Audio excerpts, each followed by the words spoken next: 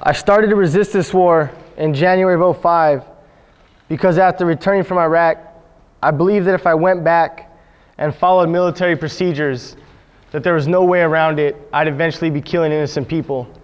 And I believed it was my human right to choose not to kill women and children.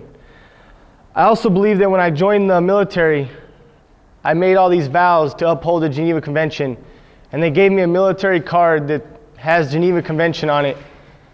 And I guess our president doesn't believe in upholding the Geneva Conventions, but that was a vow I took, and I believe it's my military duty and my right that I have to refuse this war. And that's what the military called for me to do by my vows I took when I joined the military.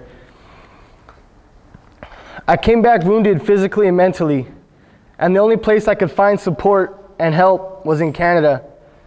And going to Canada was the only thing that saved my life. And it was the only place I could find peace to deal with what I went through.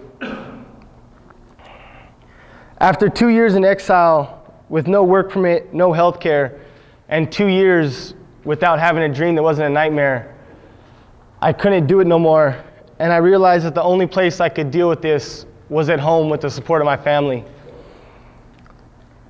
I also want to put on my uniform on a military base inside the Army and stand against this war, because that was something I was not strong enough to do before.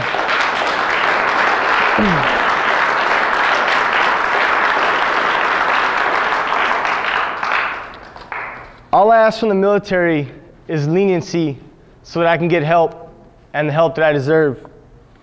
I would like to thank everyone who's ever supported me, and for those who don't, and they always say to Logan to support your troops, how come they don't listen to us when we come back and we tell them the war is wrong? I am the troops. I'm a decorated combat veteran, and I stand against this war. And it's time for the people to support us, veterans who say this war is wrong.